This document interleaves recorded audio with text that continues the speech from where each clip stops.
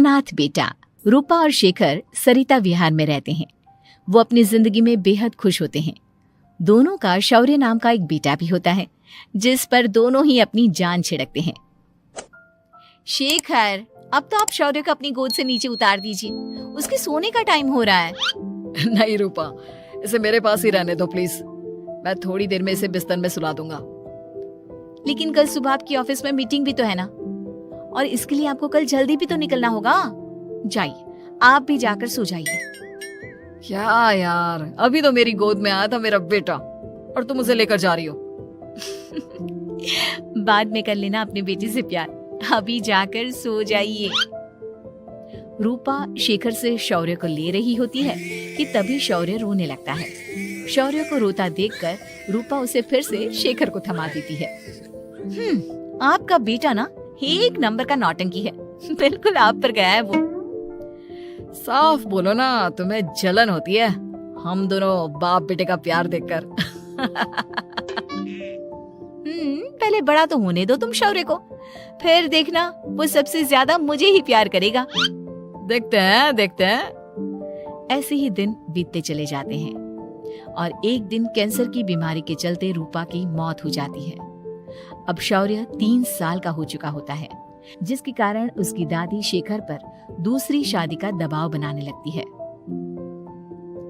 शेखर, शौर्य अभी बहुत छोटा है और उसे इस समय एक माँ के प्यार की बहुत जरूरत है। माँ, मुझे दूसरी शादी नहीं करनी। क्या पता जो दूसरी औरत आएगी वो मेरे बेटे को एक माँ का प्यार दे या ना दे।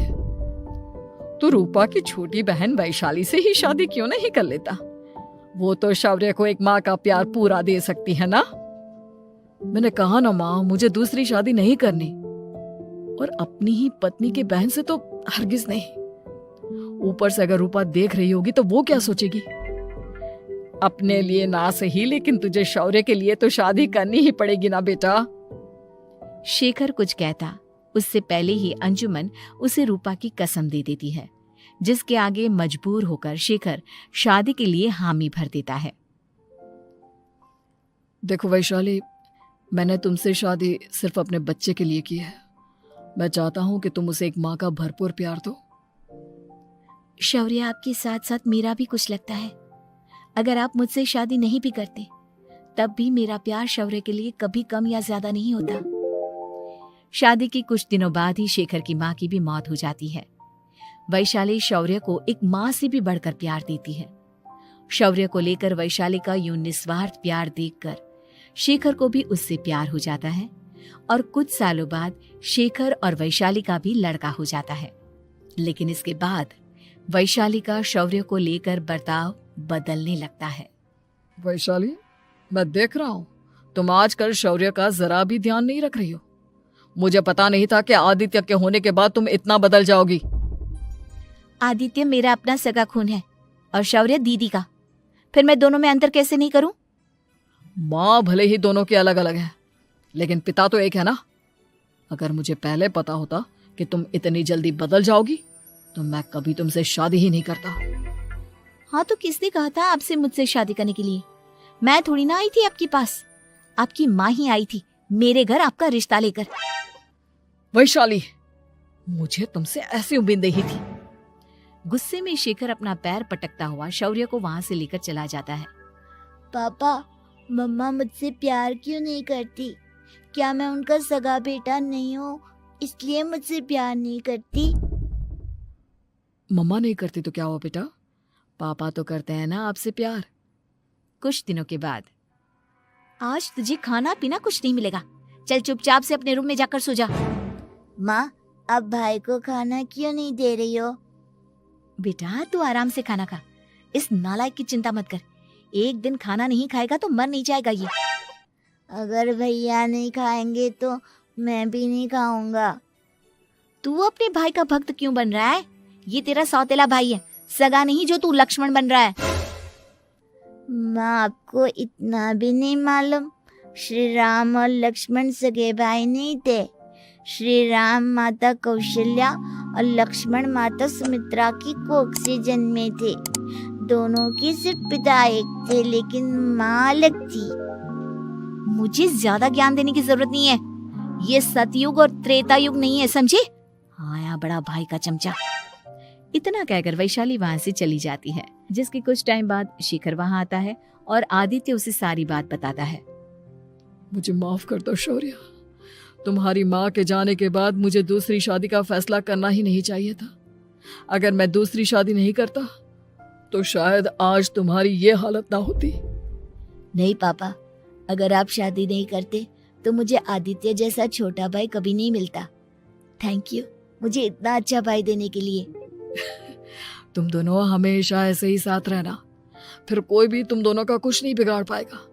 चलो मैं तुम दोनों को आइसक्रीम खिला कर लाता हूँ, बहुत भूख लग रही है ना।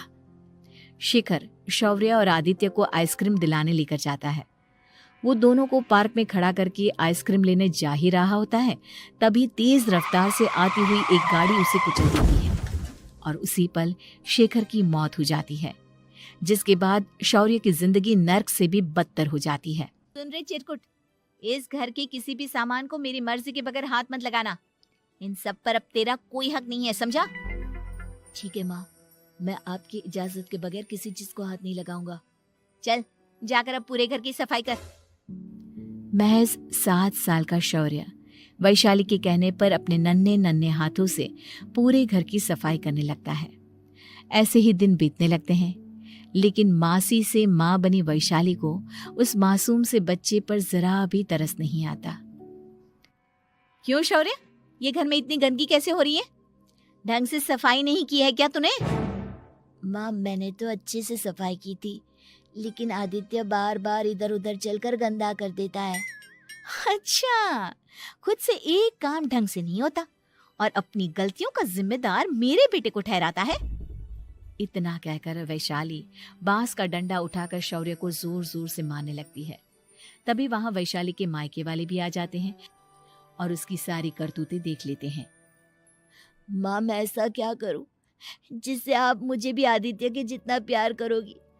बोलिए ना माँ, मेरे क्या करने से आपके अंदर मेरे लिए ममता जागेगी?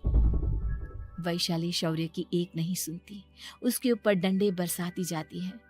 हद पार होते देख वैशाली की माँ उसका हाथ पकड़ती है और जोर से उसे थप्पड़ मारती है। यही सब करने के लिए तूने दामाद जी से शादी की थी? हमने सपने में भी तुझसे ऐसी हरकत की उम्मीद नहीं की थी। तू माँ नहीं, माँ के नाम पर एक धब्बा है। बस कीजिए माँ, आदित्य के इस दुनिया में आने से पहले मैंने इसे बहुत प्यार किया था, लेकिन अब जब मेरी खुद की औलाद है तो मैं किसी और के बच्चे से प्यार क्यों करूं? अरे नालायक औरत, जिसे तू किसी और का बच्चा कह रही है वो तेरी खुद की सगी बहन का बच्चा है। बहन है तो क्या हुआ, मेरे अपने बच्चे से बढ़कर तो नहीं हो सकता ना ये कभी। अगर यही बात थी तो तू हमें पहले बता देती, हम शौर्य को अपने साथ ले जाते। उसे इस तरह प्रताड़ित करने की क्या जरूरत थी? अगर आपको लेकर जाना है ना तो ले जाइए इसे, मैं नहीं रोकूंगी। नहीं माँ, मुझे कहीं नहीं जाना, मुझे आपके साथ ही रहना है। मैं तेरी कोई माँ बाबा नहीं हूँ, तेरी माँ मर चुकी है, समझा? अब निकल जा मेरे घर से। माँ आप बहुत गंदी हो, मुझे भी नहीं रहना आपके साथ, मैं भी भाई के साथ ही जाऊंगा। अरे तू क्यों जाएगा, तू तो मेरा सगा बेटा है, जाने दे इसे। हम यहाँ ऐश से रहेंगे, तुम्हारे पापा बहुत सारी जमीन जायदाद छोड़ गए हैं तुम्हारे लिए। नहीं माँ, मुझे भाई के साथ जाना है। आप अच्छी नहीं हो, आप बहुत बुरी हो, आप भाई को बहुत परेशान करती हो। देख वैशाली, तुझसे ज्यादा समझ तो इस मासूम बच्चे में है। ये तेरे बुरे कर्मों का ही नतीजा है जो आज तेरी सगी औलाद खुद से तुझे ठुकरा रही है। आदित्य, तुझे इस शौर्य ने भड़काया है ना मेरे खिलाफ?